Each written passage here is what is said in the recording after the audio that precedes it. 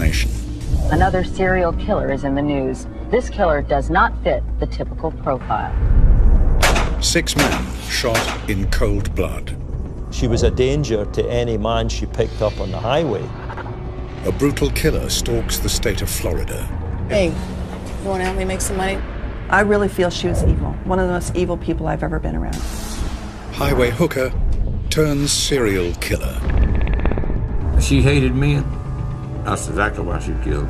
Made it real easy to pull the trigger. This is the remarkable story of the investigation into the world's most infamous female killer. She was more of an animal. She frankly needed to be put down. I'll be up in heaven while y'all are rotting in hell.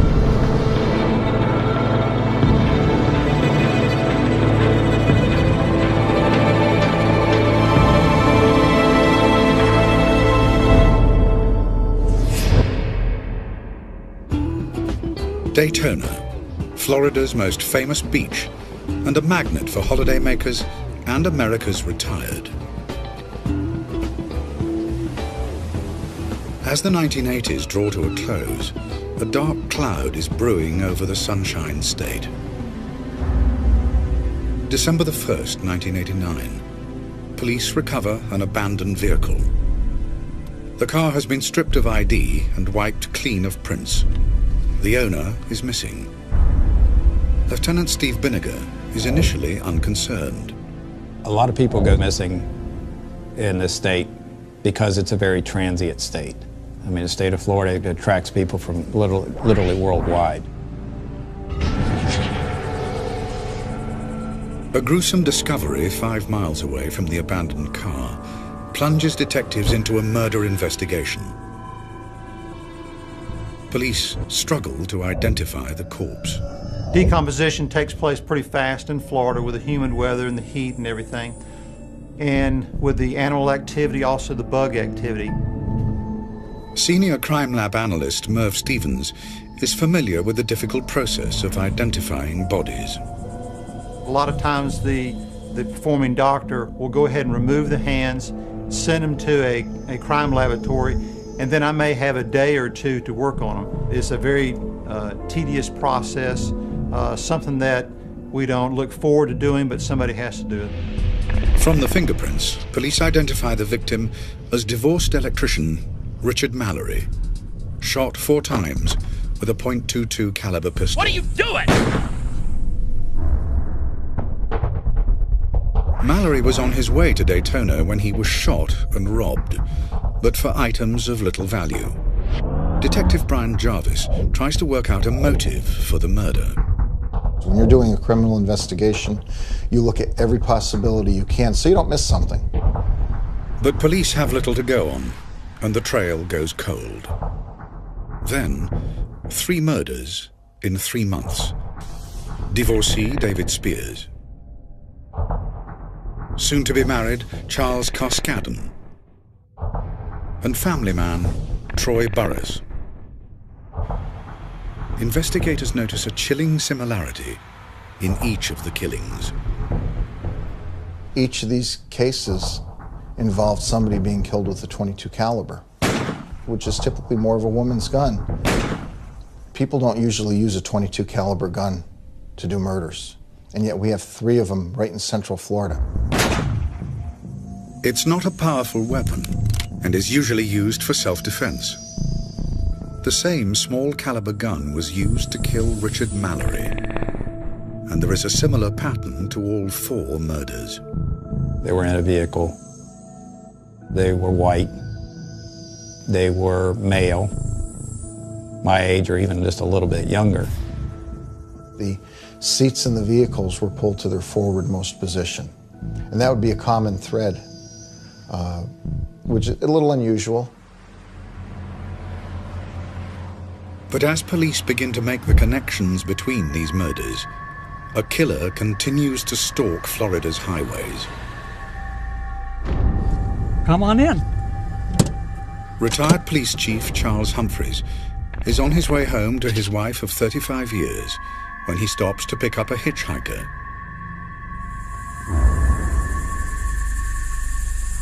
Listen, if you want money, I've got money.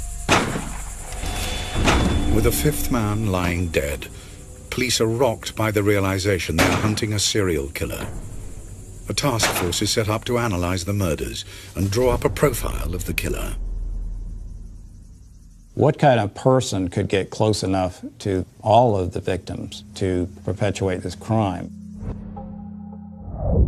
All the particulars to the individual crimes were discussed. There was a timeline set up for all the individual victims' time of death and items that had been found. Forensic investigator Ward Schwab is part of the team looking for patterns that could unmask the killer. That's when the linkages actually started forming for me. Condition of the victims' bodies led investigators to speculate that it might be a murder by a prostitute or someone that was out commissioning for sex. Where there were some partial nudity of the victim, plus there were some evidence of discarded condoms. Something extraordinary begins to dawn on the task force. Could it be that the serial killer they need to catch is a woman?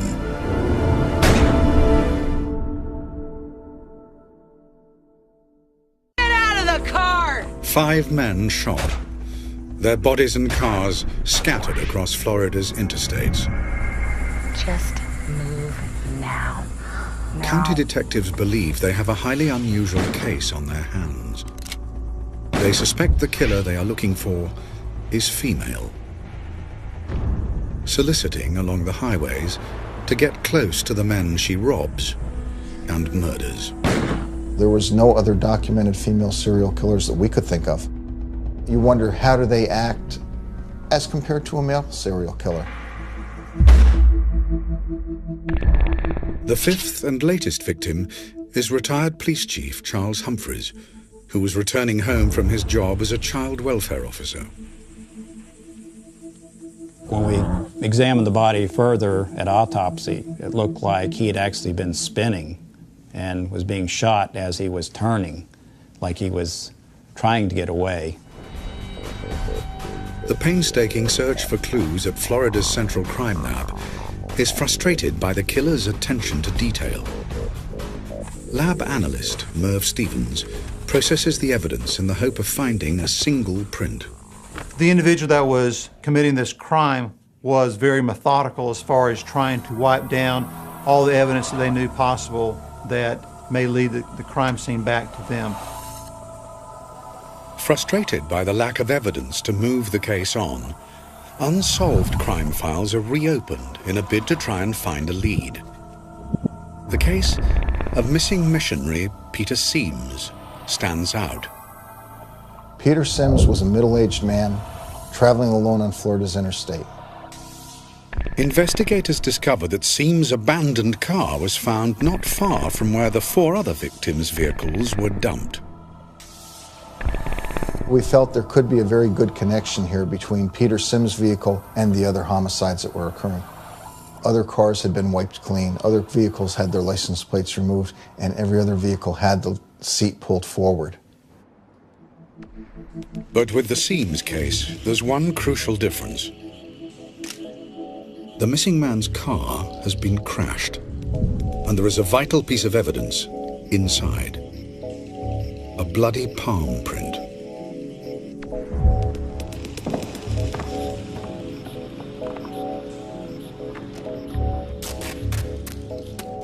The palm print being made in blood makes it a very fragile type of print.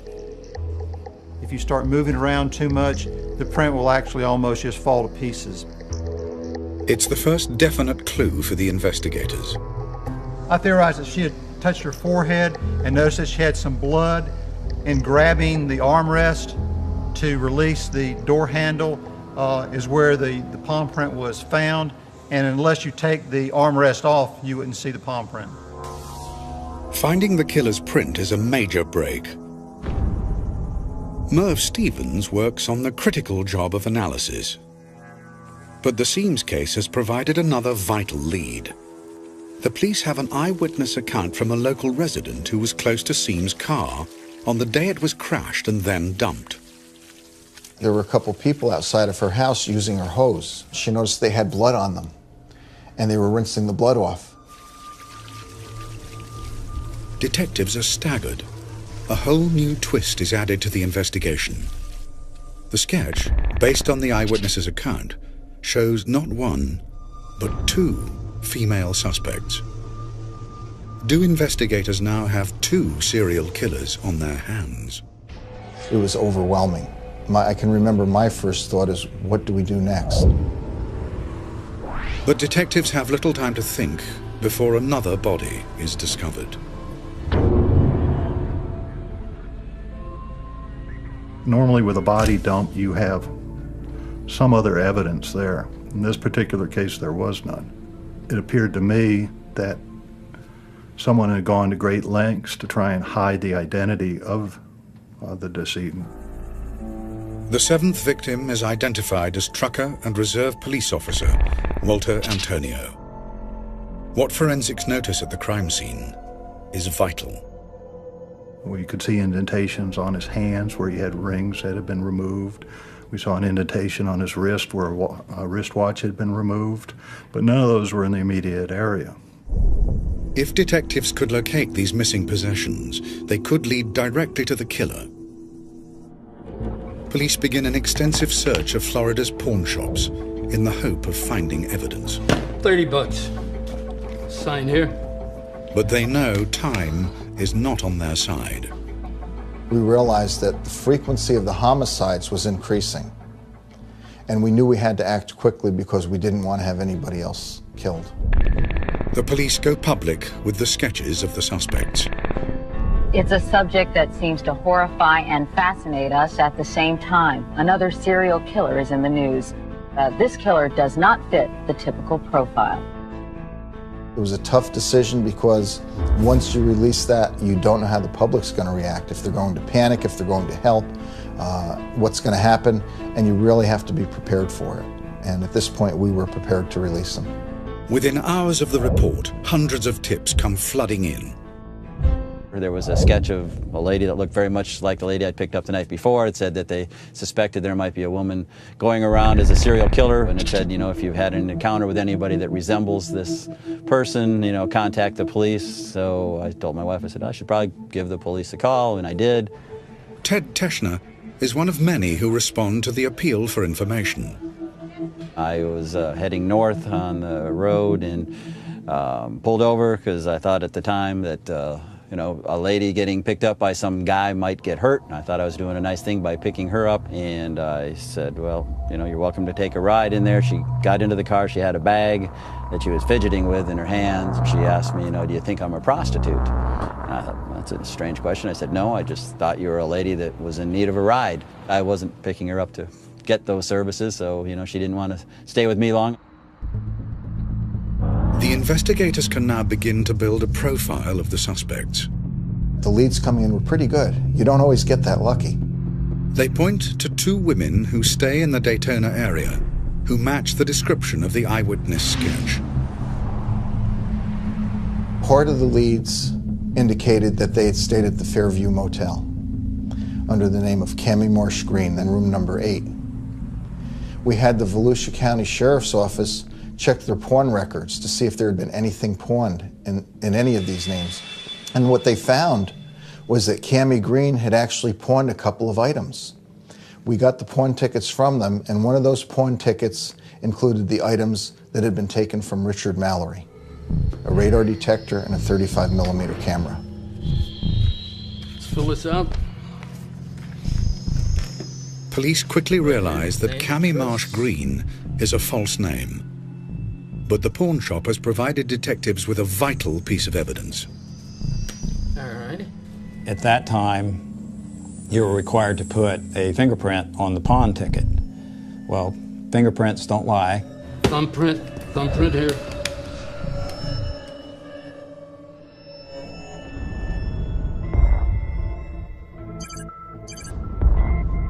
The print is rushed to the state's fingerprint lab. Director Jenny Ahern runs it through the automated identification system. I ran the print numerous times to no avail. I also had a coworker of mine run the print to no avail. The automated system does not contain every print that the state holds. Ahern prepares to search through the database manually. It's an awesome undertaking. We really knew we were looking for the needle in a haystack. The killer is still at large. It looks as though it'll take Ahern and her colleagues weeks to search through hundreds of thousands of records. We take out a chunk of cards at one time, and you physically, with your bare eye, flip through each card, eliminating prints that are not close. I had only been in the drawer for about 15 minutes. I had taken out one section of the cards. I'm flipping through, looking at each card, one at a time. And within 15 minutes of the first set, I found a card that I felt was close. I could not even breathe because I was so excited about the possibilities of this, that we may actually have found this woman. So I looked at it, looked at my print, looked back at it again, looked back. We knew we were looking for a white female. Turned the card over, it's a white female. I was just beside myself. They trace the print to a woman whose name is Aileen Wuornos. Take care. She had been previously arrested for possession of a .22 caliber 9-shot revolver. So we're thinking, this is definitely a person that we need to take a hard look at. Investigators need to establish detailed information about the prime suspect. Hey, baby, how much? Come on. She traveled in these circles of, drugs and alcohol and prostitution. She seemed to always gravitate back to the Volusia County area. We decided to put some surveillance teams out. It was very much a long shot. The team begin combing Daytona in the hope of tracking Wuornos down. Mike Joyner is one of the undercover officers trawling the bars, while his colleague, Tom Tittle, is part of the backup squad. We were essentially divided up into shifts. Myself and a few others were on the midnight shift, so sleep during the day, and at nighttime we would go around the city trying to fill in into the bars, into the low-life areas. Joyner poses as an out-of-town drugs dealer from Georgia, looking for a good time. We'd go to a bar and get out and go in and belly up to the bar and kind of drink a beer. The trail for Wuornos leads them to a notorious biker bar, the last resort. It was pretty unique. The ceiling was made up of bras and women underwear, where they had evidently taken them off and put it in the ceiling, stuck them up in the ceiling with pins and stuff. Owner Al Boeing confirms that Aileen is a regular at the bar, usually drinking with her lesbian girlfriend, Tyria, who she'd been seeing for nearly a year. She used to come in with a girlfriend, Ty. They'd come in for a few beers, hang out for a little while, and take a leave, and the next day they'd come back in, then he'd be gone for a few days, and just like anybody else. But days go by, and neither woman shows up. Detectives discover that Tyria and Aileen have separated, leaving Wuornos broken-hearted. They fear she may have left town. Finally, one night, I got lucky, and I walked in the bar, and there she was.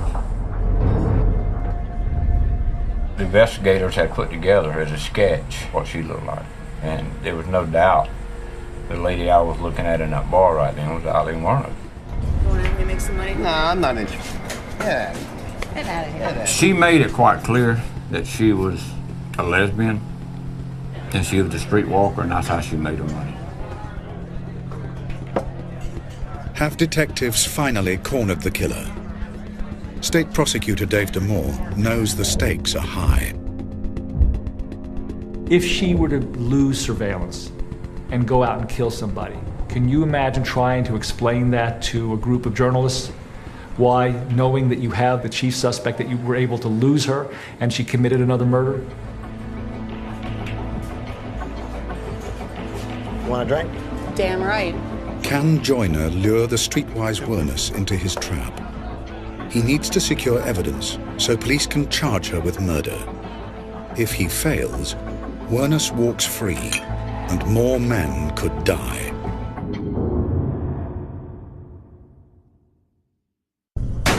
With 6 men dead and 1 man, Peter Seams, missing, investigators have tracked down and put their prime suspect, Aileen Wuornos, under surveillance at the notorious biker bar, The Last Resort.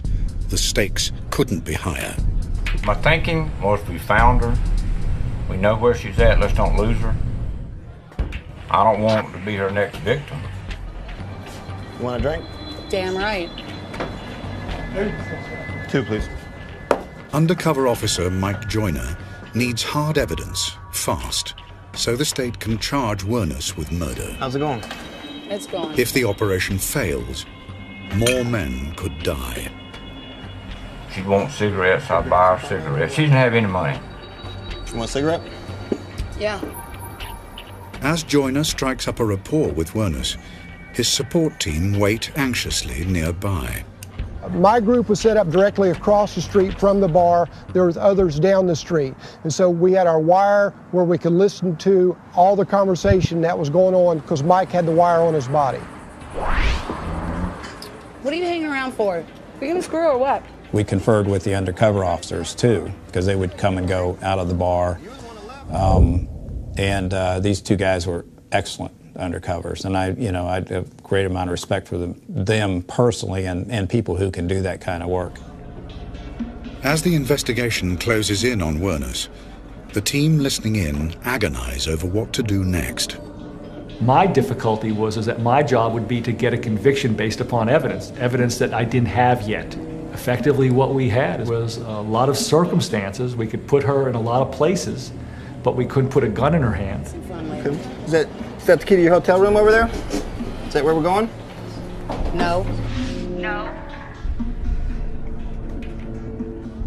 What police want to find is the murder weapon.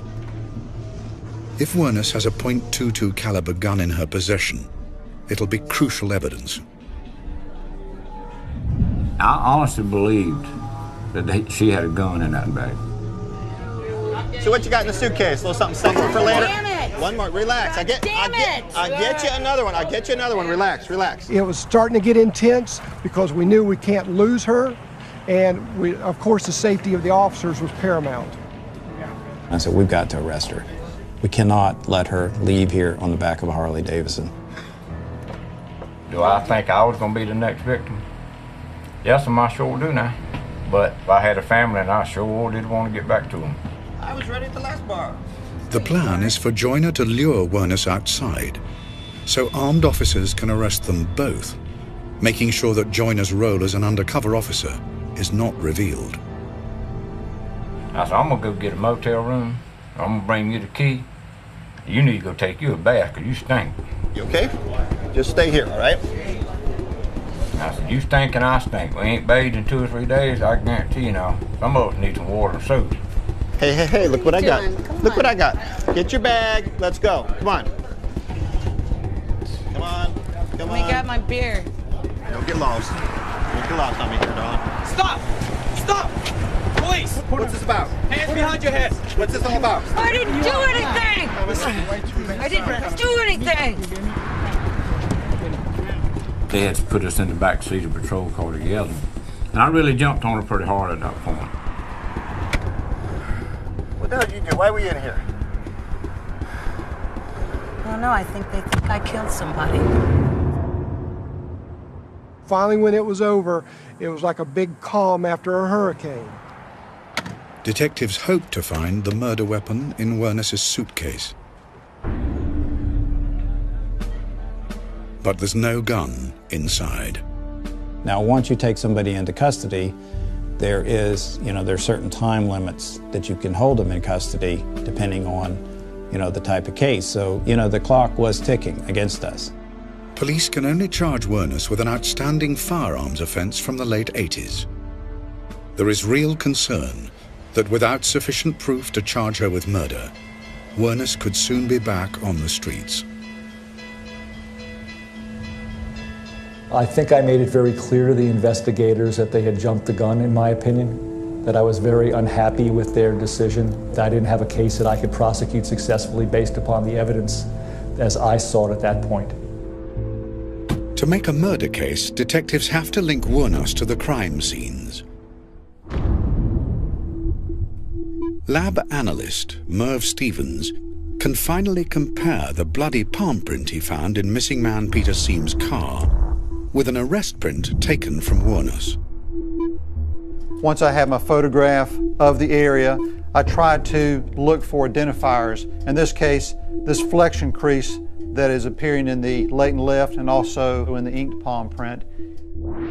Then I try to look for the uniqueness, and you can go through and find points of identity in both photographs. And I made a decision that it was her palm print that was left in Peter Sims's vehicle. But the palm print does not help their case. Police have not found Seam's body. Without his corpse, there's no proof of murder. With time running out, detectives mount a search to track down Tyria Moore, the second female suspect from the witness sketch, and Wuornos' ex-girlfriend. We didn't know with Tyria Moore how much she was involved at that point either, but we needed to locate her because we felt like that was going to be critical. Officers tracked Tyria down to her sister's home in Pennsylvania. I wanted to afford Miss Moore an opportunity not only to help me build my case, but to prove to me that she was not involved. And I felt the best way to do that was to put her in a position to assist us in our investigation and set up a surreptitious phone call between she and Aileen Wuornos where they could converse about what had happened. Police realized that Tyria could be the key to securing a confession from Wuornos. The confession was critical to breaking the case. I mean, to actually making it from, well, this is probably the person that did it, to convicting this person. Tyria agrees to help. Police set a honey trap. I'm getting scared. Wow. I definitely don't think there's anything to worry about. Well, I'm pretty damn worried. I'm not going to let you get into trouble. We were sitting right there listening, and she was very nervous about it and worried about it. And she had feelings for Aileen. You could tell she did. But I'm not going to jail for something you did. This isn't fair. Yeah, I don't think she wanted to go to jail for her now. She wasn't that fond of her. You didn't do anything. You evidently don't love me anymore. You don't trust me or anything. I mean, you're going to let me get into trouble for something you did. Listen, quit crying and listen. I can't help it. I would die for you. Would you? That's the truth. I'd gladly die for you. I'll just wait for you on the other side.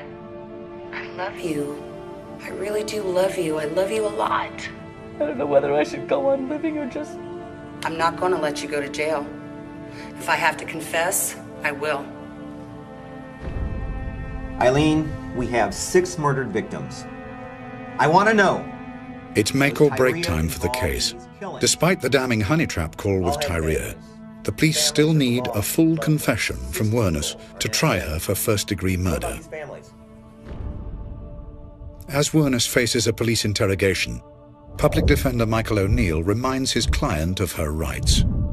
That's my job as a defense attorney, to protect her interests at that point. I have to try and convince her not to make any statements and not to give any confession about anything, and told her that she had that right to remain silent, and it would be my advice to her to use that right and don't say anything. But no matter what I said, she wouldn't have it. 8 days after her arrest, police finally ask Wuornos the question that proves decisive. I want to know, was Tyria involved in these killings? I did the killings. It was me. Go ahead and put me in the electric chair. Her total focus was on her friend and protecting her friend. She had She showed absolutely no concern about herself and her own fate. The police tactic of convincing Aileen of the need to save Tyria from prosecution has paid off. Had it not been for that connection between her and Ty Moore, and I would give her this as far as some humanity, she was attempting to protect Ty Moore. You can't take that away from her. There is a link of humanity there. That's one of the only decent things that I saw her do. The more she talked to him, the more I realized that the consequences for her would likely be severe. Most of the time I was drunk as hell. It really didn't matter. I was a professional hooker. I give him a little shit, you know. Made it real easy to pull the trigger. Forensic psychologist Dr. Glenn Caddy is shocked by the picture that emerges of Wuornos' descent into a life of crime and prostitution. It was clear that this woman had an exceptionally, profoundly impaired history. I know that there was a substantial amount of child sexual abuse to which she was subjected. Abandoned by her mother and paedophile father, Wuornos was brought up by her grandparents.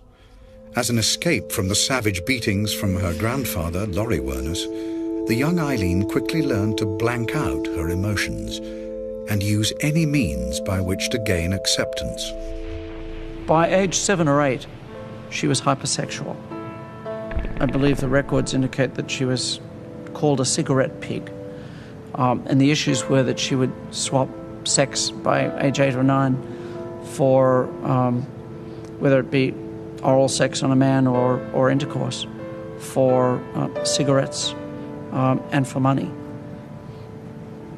The whole rearing experience and how she functioned was consistent with really high trauma events in childhood.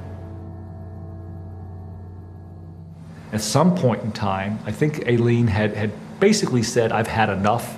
I'm tired of being taken from. I'm going to take. What more could she take than these men's lives? Having secured the vital confession, the next priority for detectives is to find evidence to make the prosecution case watertight. Is there any property that you might have collected from these victims that you stashed somewhere? Nah. I just flung them out the window as I was driving. Detectives track down a lockup rented under Wuornos' alias, Cammy Marsh Green.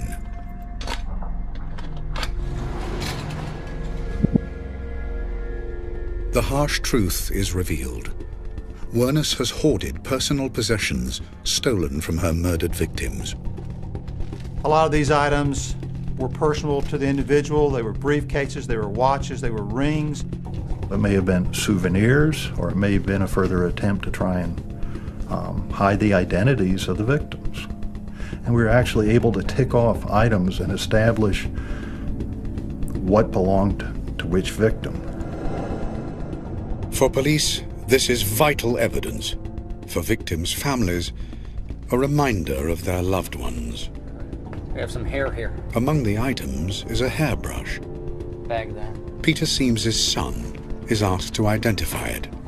He kind of lifted it up in front of him, and his voice started to quiver. And he said, my father used to brush my hair when I was a child with this brush. And I remember the tears welling up in my eyes, and I was just about to cry. To this day, that image of that boy remembering his father brushing his hair with that hairbrush brings tears to my eyes. Get out of the car! What are you doing? What are you doing? Police have a confession. They have evidence to link Wuornos to the victims. But to clinch the case, they need the murder weapon.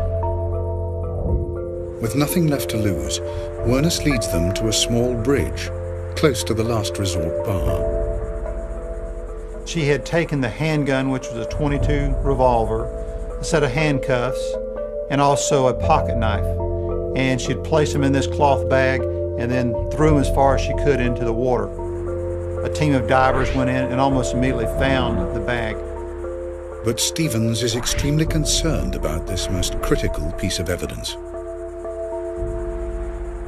I had given the dive team and everybody instructions, put all the items in a bucket or a pail with the water that it came out of, because if you take it out, it's probably going to start rusting immediately. The gun has remained intact long enough to reveal yet more damning evidence against Wuornos. Our firearms examiner was able to go ahead and out of the 7 cases that she was charged with, I believe it was either 3 or 4, positively said that was the gun that was used in the commission of those crimes. Police now have enough evidence to proceed to court. A trial date is set for Aileen Wuornos. The public is shocked as news of her alleged crimes hit the airwaves. Authorities call her the first true female serial killer. But now there is a new twist. Wuornos claims the murders were committed in self-defense. The world's media must await the trial of Aileen Wuornos. Will she become the first convicted female serial killer in Florida's history?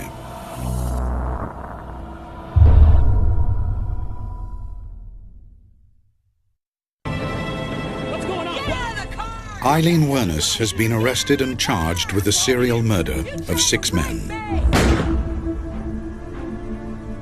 Made it real easy to pull the trigger. In a plea bargain, she admits to 6 murders, hoping to swap her confession for a life sentence rather than death row. I did the killings. It was me. But Wuornos' plea bargain is rejected. She will be tried for her life. Rape me, or kill me. The main thing about Aileen Wuornos was she was a female serial murderer, and that's why the state would be out to get the death penalty on her.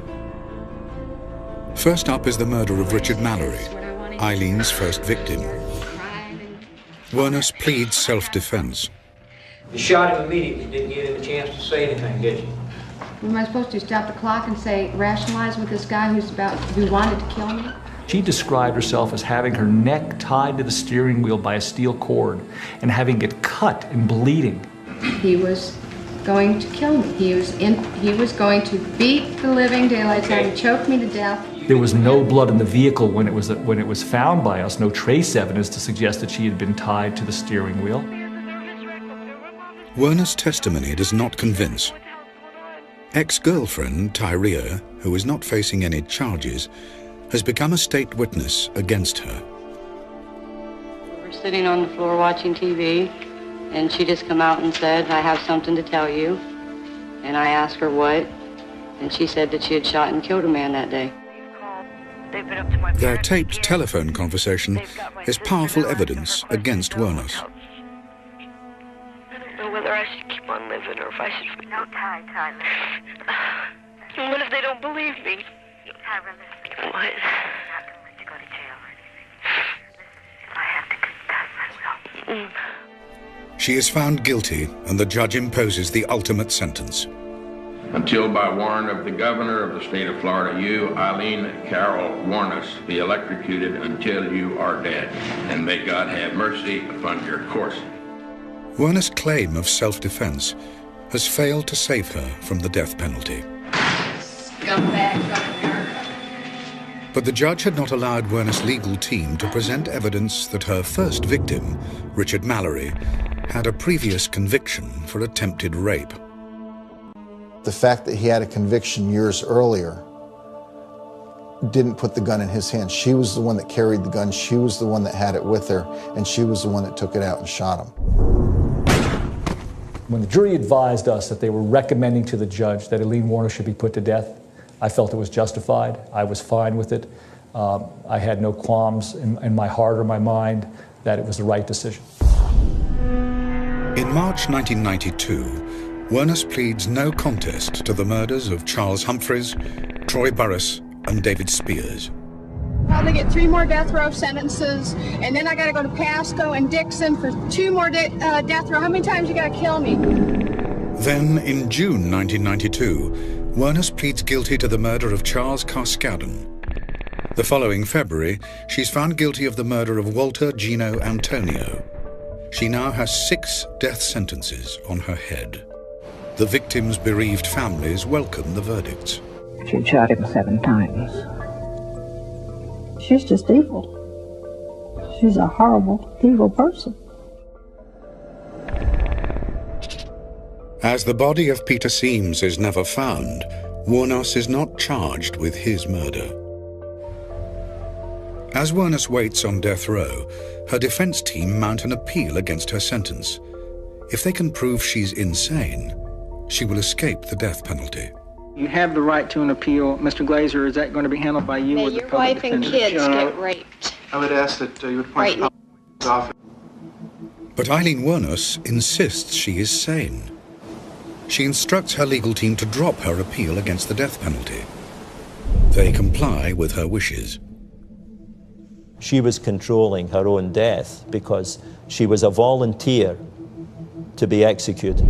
I'll be up in heaven while y'all are rotting in hell. She did not have to be executed. She could have continued with her appeals, and it would have been much more difficult for the state to execute her, even a serial murderer. I have made peace with my Lord, and I have asked forgiveness. In 2002, Aileen Wuornos has been on death row for 10 years. Debate rages as to whether she should face execution. Dr. Glenn Caddy assesses whether she is competent to die. My conclusion was that this woman was extremely mentally unstable, that she was not competent because she was suffering a profound delusional disorder. But the state decides that Wuornos is fit to face execution. It's time. At 9:45 a.m. on October the 9th, 2002, Aileen Carol Wuornos leaves her cell for the last time.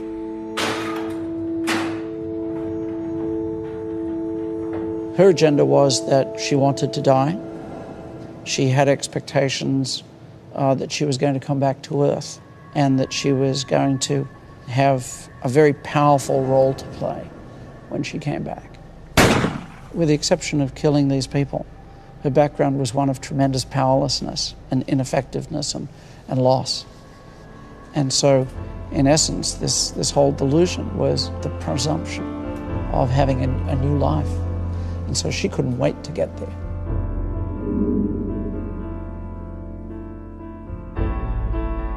Wuornos receives a lethal injection.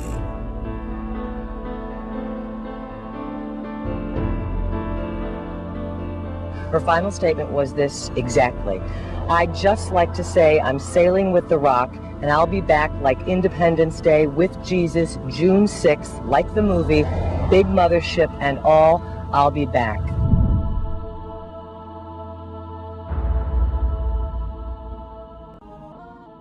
A year after her death, Hollywood releases a movie based on Wuornos' life. Some of those involved in the case feel differently about the fictional portrayal of a woman they met in real life. I know that Hollywood has tried to portray her as an empathetic, sympathetic person driven to this. That was not Aileen Wuornos. That was not her life. Give me that damn gun. I don't believe Aileen Wuornos should have been executed. I felt that she was a hideously tragic figure. Her mental state was one of progressive deterioration from probably age 4 onwards. Her circumstances, all of them, were tragic.